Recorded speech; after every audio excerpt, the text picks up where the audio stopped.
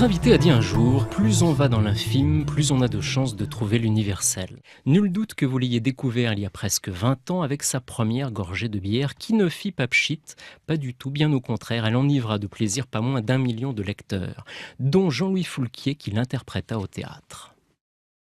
Sur le journal, il y a surtout des horreurs, des guerres, des accidents. Entendre les mêmes informations à la radio, ce serait déjà se précipiter dans le stress des phrases en coup de poing.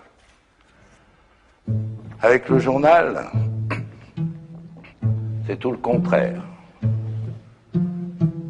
On le déploie tant bien que mal sur la table de la cuisine, entre le grille-pain et le beurrier. On enregistre vaguement la violence du siècle. Mais elle sent la confiture de groseille, le chocolat, le pain grillé. Aujourd'hui, fini la bière, son nouveau recueil de nouvelles se nomme Les eaux troubles du Morito. Il y est aussi question de spritz et même de guignolet.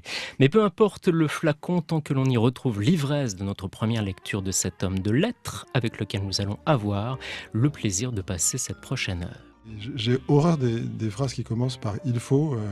En ce qui concerne les règles de vie, c'est pas du tout ma tasse de thé. Je pense qu'on a de la chance ou pas, on est malheureux ou pas, mais forcément que déjà pour donner un petit peu de saveur aux choses heureuses, il faut avoir aussi le sens de ce qui est triste. Je crois particulièrement dans ce dernier recueil des eaux troubles du Morito, parce que je suis à un moment de la vie où ces recueils de textes courts, ils reflètent vraiment aussi ma vie même, quoi. Il y a une adéquation complète entre mon regard sur la vie et ce que j'écris. Mais je crois que c'est effectivement une fêlure, un manque, parce que si on a trouvé cet équilibre dans la vie, on n'éprouve pas le besoin d'écrire, ça me paraît évident. Oui. Vous aimez le sport, soyons sport. On sait que vous adorez Jules Renard et Proust, mais dans les auteurs contemporains, par exemple dans la rentrée littéraire, est-ce que vous avez un conseil à nous donner, votre dernier coup de cœur lecture ?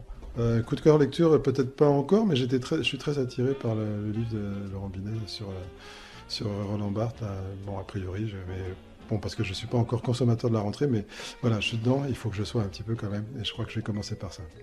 On vient de terminer l'enregistrement de l'émission Pour un oui, pour un son. En un mot, ça n'a pas été trop dur, vous avez bien vécu l'exercice ?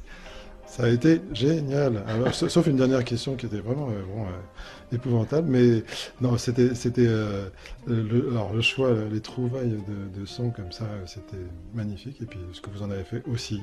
Bon, alors voilà. Donc. Bon, la dernière question, c'est bien, ça fait un bon teasing. Donc vraiment, la dernière question était vraiment assez déplacée. Oui, dans la mesure où on rappelle ma parenté physique avec Michael Hanke, tout en soulignant le fait que j'ai presque 10 ans de moins, c'est sournois et c'est désagréable quand même. Et en même temps, c'est tellement vrai. L'image est là pour le prouver. Merci beaucoup. Merci à vous. Votre nouveau livre s'appelle Les eaux troubles du Morito, sous-titré « Et autres belles raisons d'habiter sur Terre ». Quelle est votre plus belle raison d'habiter sur Terre, Philippe Delerme ? J'en ai quelques-unes qui sont liées simplement à des gens que j'aime. Et voilà, j'ai écrit dans un livre le bonheur, c'est d'avoir quelqu'un à perdre.